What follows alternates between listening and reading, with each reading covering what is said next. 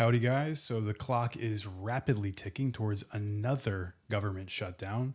If you recall, we're only a few months past the longest government shutdown in history, preceded only by the previous longest shutdown in history during Trump's first term. It's almost like he's a horrible deal maker who refuses to govern, but who knows? So let's talk about what Democrats are demanding, why it matters, and why Republicans are suddenly accusing them of choosing chaos. Let's talk about it. But first, if you like the content on this channel and you want to support it, hit that like button, subscribe, and hit the alert bell before you go. I would really appreciate it.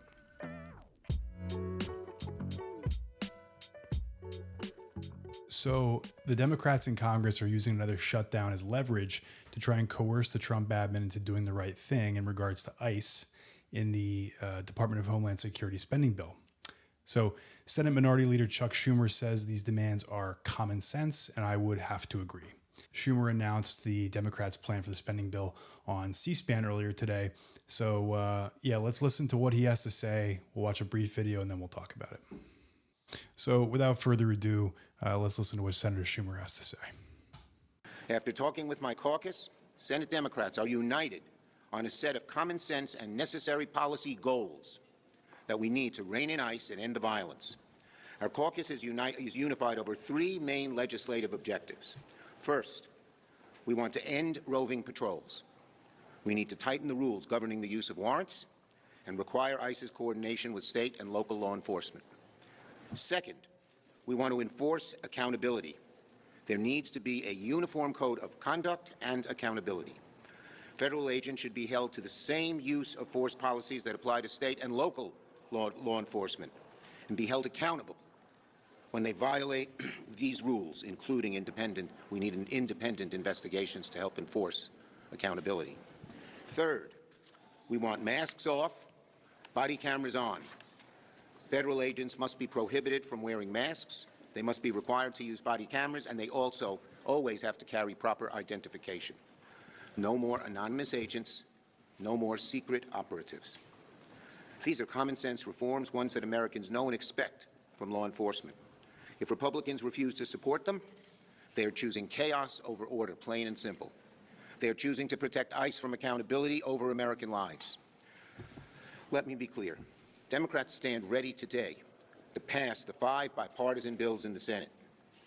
But the DHS bill needs serious work, and Republicans and Democrats alike owe it to the American people to get it right. All right, there you have it.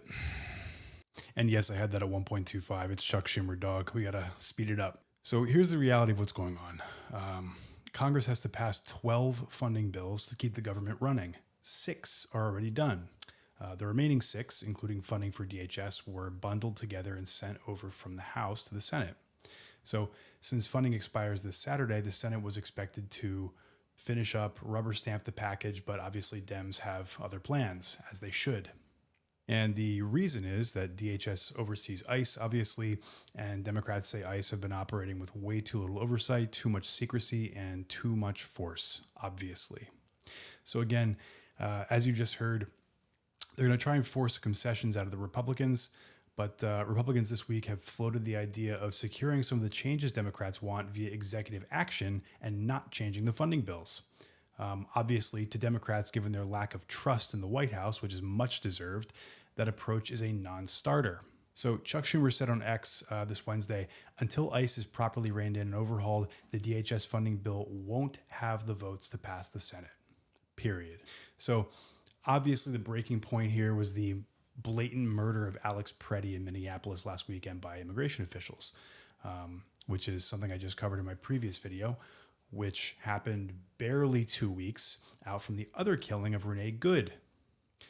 That's not to mention the other horror videos we've seen of people obviously being publicly dragged from their vehicles, beaten mercilessly, followed home, even American citizens, obviously, if their skin is the wrong color, according to ICE. So obviously for Democrats, this was just the latest example of what they see as an enforcement culture from the Trump DHS that prioritizes intimidation and authoritarian posturing over public safety, which they do. So what the Dems are asking for here are not radical demands by any stretch of the imagination. First, ending the roving patrols. As he said, these are mobile ICE operations that sweep through communities with little to no notice, minimal coordination, and Democrats, including myself, argue that these patrols create fear, they escalate encounters, they risk increasing the likelihood of deadly mistakes happening, as we've seen the last couple of weeks, and that needs to stop. So, secondly, tightening warrant rules. So Democrats want clear, enforceable standards when it comes to ICE and how they can act. They want mandatory coordination with, obviously, state and local law enforcement, which would be more organized. It would be better coordinated than it is now, obviously. And, you know, this isn't tying the agents' hands. It's about making sure that these federal officers operate within the same legal expectations that everyone else with a badge is expected to operate in. So third, as he said, real accountability and use of force standards are incredibly important, obviously. Right now, ICE agents aren't consistently held to the same force policies as local police, and Democrats want a uniform code of conduct and real consequences when agents cross the line, as they did with Preddy and Renee Good. And then there's the demand that has gotten the most attention, which Chuck says, masks off, body cameras on, quote, based. Completely agree. This is about transparency, and obviously I couldn't agree more.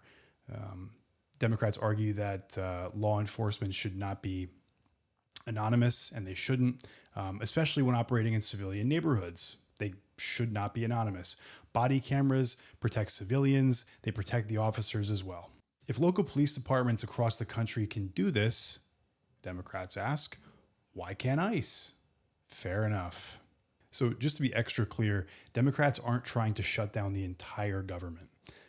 Their proposal is pretty straightforward. Remove the DHS funding bill, pass the rest of the budget that has broad bipartisan support, and renegotiate the DHS stuff separately. So that would keep most of the government open while forcing, a serious conversation about the ICE and immigration enforcement stuff from the Republicans. But obviously the Republicans say no. Any change requires House approval, and the House isn't even back in session until after the funding expires. So, Democrats are using the only leverage they have right now. So Republicans argue that if reforms are needed, they should come from the administration through executive action, which is the polar opposite of what anyone wants. More unitary executive theory, no thanks. They don't want it to come through Congress because Donald Trump cannot govern, as we are well aware. Obviously, Democrats counter that Congress controls the purse strings for a reason.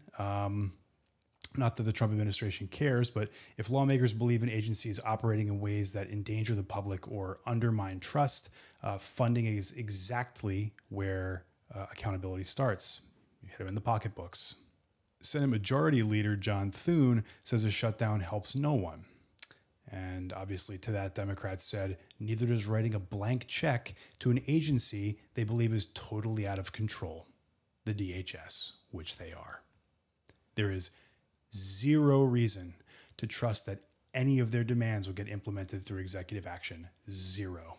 The fact that that was even floated is a fucking joke. So speaking of ending roving patrols and decreasing the risks of deadly encounters, as we mentioned, in my opinion, and this is just my opinion, the Democrats should add another demand or two about qualifications and training.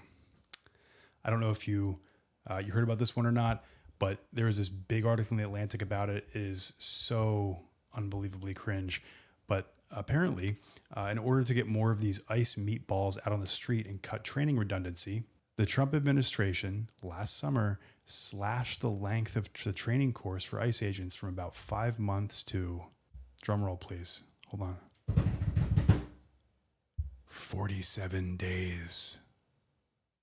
Do you get it? Because Trump's the 47th president? No, you're not hallucinating.